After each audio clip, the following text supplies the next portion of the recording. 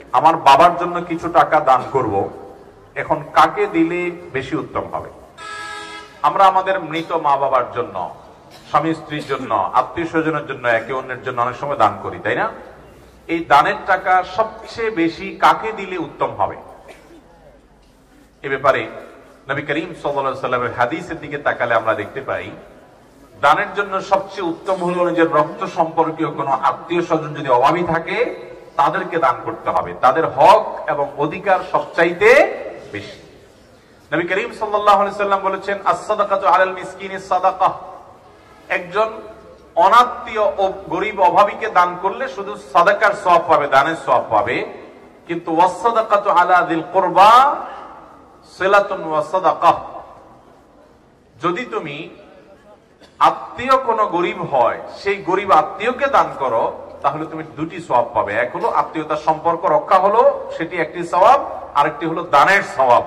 এজন্য আপনি কোন দান, কোন দাক্ষিণা, কোন আপনার সাদাকা যদি করতে হয়, এর জন্য সর্বাধিক হকদার হলো আপনার রক্ত সম্পর্কীয় কোন আত্মীয় যদি অভাবী হয়। ধরুন আপনি নিজে প্রাপ্তবয়স্ক, আপনার প্রাপ্তবয়স্ক ভাই আছেন অভাবী, তাহলে ভাইকে আপনি অগ্রাধিকার দিবেন। আপনার বোন আছেন অভাবী, তাদেরকে অগ্রাধিকার দিবেন। ভাতিজা ভাতাজি অভাবী আছে, তাদেরকে অগ্রাধিকার দিবেন। আপনার চাচা ফুপু গরিব আছেন, তাদেরকে অগ্রাধিকার দিবেন। এরকম লোকদেরকে, রক্ত সম্পর্কে আত্মীয় স্বজনকে অগ্রাধিকার দিবেন। এর মানে আবার এটা না যে শুধু তাদেরকেই দিবেন আর কাউকে দিবেন না, এদেরকে অগ্রাধিকার দিবেন, এদেরকে আগে দিবেন, এরপরে বাকিদেরকে দিবেন। এটা হলো সবচেয়ে উত্তম। আর তাছাড়া আপনার বাবা মার জন্য, মৃত মানুষের জন্য দানের ক্ষেত্রে সাদকায়ে জারিয়াকে সবচেয়ে বেশি নিরূপণ করবেন। কারণ সাদকা জারিয়া, যে দানের উপকারিতা দীর্ঘমেয়াদ পর্যন্ত থাকবে, এই দানটা, এটার সওয়াব অন টাইম হবে না, দীর্ঘকাল পর্যন্ত হবে। যেমন কথার কথা, মাদ্রাসা মসজিদ বানিয়ে দিলেন, আপনি কোন অজুখানা তৈরি করে দিলেন, কোন জায়গায় টিউবওয়েল বসিয়ে দিলেন, কোন জায়গায় একটা কালভার্ট বা রাস্তা ঠিক করে দিলেন, কোন জায়গায় একজন গরিব মানুষকে একটা সেলাই মেশিন কিনে দিলেন, একজন গরিব মানুষকে একটা রিক্সা কিনে দিলেন, একজনকে একটা গরুর বাছুর কিনে দিলেন, একজনকে আপনি এক দুটা ছাগল কিনে দিলেন, স্থায়ী কোনো কিছু করে দিলেন যে এখান থেকে সে উপার্জন করে খাবে। অথবা আপনি একটা গাছ লাগালেন, কয়েকটা গাছ লাগালেন, সেগুলো যদি পরিচর্যা করে বড় করতে পারেন এবং বলেন যে আল্লাহ, এই গাছ লাগানোটা ইবাদত, আমরা অনেকে জানি না, এই ইবাদতটি, এই নেকামলটা আমি করলাম আমার মৃত বাবার থেকে, মায়ের তরফ থেকে, তো এটা হবে তার জন্য সবচেয়ে উত্তম। অন টাইম ইবাদতের চাইতে সাদকামূলক বা সাদকা জারিয়ামূলক ইবাদত, এটা মৃত মানুষের জন্য অনেক বেশি উপকারী হয়। আল্লাহ আমাদেরকে আমলের তৌফিক দান করুন। এরপরের প্রশ্ন হলো, চুল দাড়িতে যে সকল মেহেদির রং লাগানো হয় তা জায়েজ আছে কিনা? কালো কালার এবং মেহেদির কালারের পার্থক্য কি? এ ব্যাপারটি একটু খোলামেলা আলোচনা চাচ্ছি। ধন্যবাদ প্রশ্নকর্তাকে। চুল এবং দাড়ি এগুলোতে যদি পাক ধরে যায় বা সাদা হয়ে যায়, সেটা কোনো অসুস্থতার কারণে হতে পারে, বয়সের কারণে হতে পারে, যে কারণেই হোক না কেন। নবী করিম সাল্লাল্লাহু আলাইহি ওয়াসাল্লাম বলেছেন, গায়রু হাদা শাইব, তোমরা তোমাদের চুল দাড়ি যে কালো সাদা হয়ে যায়, এগুলোর এই সাদা কালারটাকে পরিবর্তন করো। এই সাদা কালার, দবদবে সাদা কালার না রেখে এটাকে অন্য কালারে পরিবর্তন করাটা অধিকতর উত্তম। যদিও এটা ফরজ ওয়াজিব না, সাদা কালার রাখলে কোনো গুনাহ হবে না, কিন্তু নবী সাল্লাল্লাহু আলাইহি ওয়াসাল্লাম এর পরামর্শ এবং সুন্নাহ হলো এটাকে পরিবর্তন করো। কিন্তু কোন কালারে পরিবর্তন করা যাবে কি যাবে না সে সম্পর্কে নবী সাল্লাল্লাহু আলাইহি ওয়াসাল্লাম বলেছেন, ওয়াজান্নিবুস সুওয়াদ, যে কালারই করো না কেন কালো কালার থেকে বিরত থাকো। নবী সাল্লাল্লাহু আলাইহি ওয়াসাল্লাম নিজে মেহেদি ব্যবহার করেছেন। এজন্য ভাইরা, চুলে দাড়িতে মেহেদি ব্যবহার করা যায় এবং উত্তম।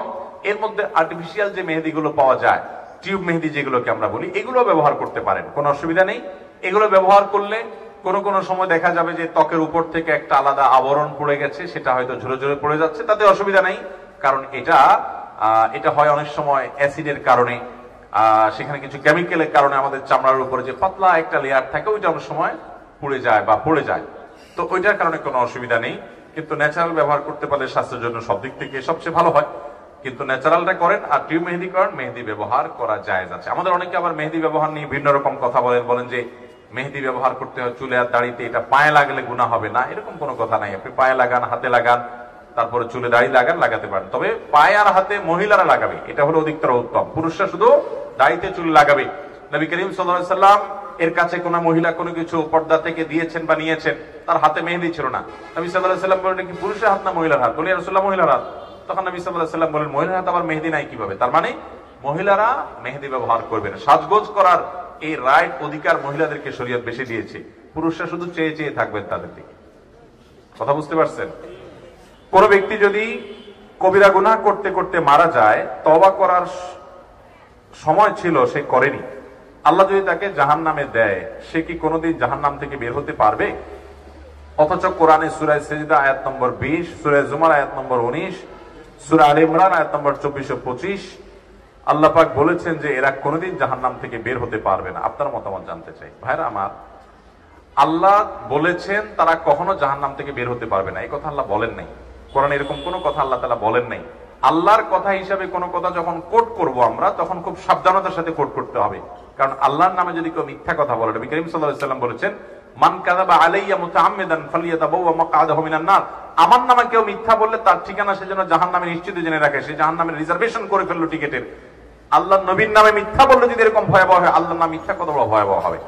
এবার আসি মূল জায়গায়। যে আয়াতগুলো কোট করেছেন প্রশ্নকর্তা, সেগুলোতে বলা আছে খালিদিনা ফিহা বা এই জাতীয়, অর্থাৎ যেটার অর্থ হলো জাহান্নামে যাওয়ার কথা বলে আল্লাহ বলেছেন সেখানে সে চিরকাল থাকবে। এই যে জাহান্নাম থেকে আর কোনোদিন সে বের হবে না, বের হতে পারবে না, এরকম কথা আল্লাহ রাব্বুল আলামিন বলেন নাই। এখন কথা হলো, চিরকাল থাকবে বলছেন তো তার মানে তো আর বের হতে পারবে না? না, চিরকাল থাকবে বলছেন এর মানে এটা সবসময় নাও হতে পারে। আমরা যাবজ্জীবন বলি না, যাবজ্জীবন। এই যাবজ্জীবন এর মানে সব সময়, সব ক্ষেত্রে, সব দেশে, সব সংবিধানে কিন্তু এই না যে একবারে মৃত্যু পর্যন্ত, একটা লিমিটেড টাইম, এটাকে অনেক সময় যাবজ্জীবন বলা হয় অনেক ক্ষেত্রে, আবার কোন কোন ক্ষেত্রে আমৃত্যু।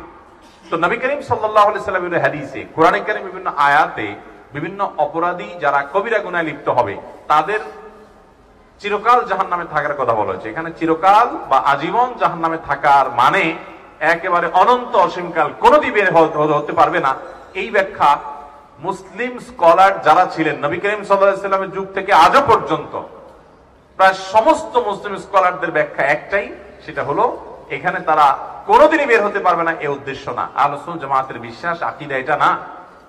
এর একটা কারণ এটিও হতে পারে যে অপরাধগুলো যারা করেছে এটাকে হালাল মনে করে, বৈধ মনে করে, আল্লাহর বিধানের প্রতি তোয়াক্কা না করে, তারা যদি কেউ আল্লাহর হালালকে হারাম মনে করে, হারামকে হালাল মনে করে, সেই ইমান থেকে খারিজ হয়ে যায়, সেই হিসাবে সে চিরকাল থাকতে পারে। বাট অপরাধ করেছে, অপরাধের বোধ ছিল, অপরাধ বোধ থাকার পরেও সে স্থায়ী জাহান্নামী হবে না। নবী করিম সাল্লাল্লাহু আলাইহি সাল্লাম থেকে অসংখ্য হাদিস বর্ণিত হয়েছে, বুখারীর একটা হাদিস শুধুমাত্র উল্লেখ করি। নবী করিম সাল্লাল্লাহু আলাইহি সাল্লাম সর্বশেষ জাহান্নাম থেকে বের করা মানুষের কথাও হাদিসে বলেছেন যে কিভাবে তাকে বের করা হবে, তার দৃশ্য পুরা চিত্রায়ন করেছেন নবী সাল্লাল্লাহু আলাইহি সাল্লামের হাদিসে। অতএব বোঝা গেল জাহান্নামে একবার গেলে চিরকাল জাহান্নামে থাকবে, এই বিশ্বাসী হলো আহলুস সুন্নাহ জামাতের বাইরের কিছু সম্প্রদায়, মুতাজিলা সম্প্রদায়। এই মুতাজিলা সম্প্রদায়ের অস্তিত্ব আজ পৃথিবীতে খুব একটা নাই, কিন্তু আমাদের দেশে অনেকেই এই সম্প্রদায়ের এই বিশ্বাস ধারণ করেন। কোরআন বুঝতে হবে সাহাবায়ে কেরামের বুঝ অনুযায়ী, ব্যাখ্যা অনুযায়ী, নবী সাল্লাল্লাহু আলাইহি ওয়াসাল্লামের ব্যাখ্যা অনুযায়ী, সালাফে সালেহিনের ব্যাখ্যা অনুযায়ী। সেখানে ইসলামের ইতিহাসে 1400 বছরের যুগে সকল উলামায়ে কেরাম যে ব্যাখ্যা বুঝলেন, আমরা যা বুঝলেন, আমরা তার ভিন্ন কিছু বুঝলে সেটা কল্যাণের চাইতে অকল্যাণ বেশি হতে পারে এবং বিভ্রান্তির দিকে নিয়ে যেতে পারে।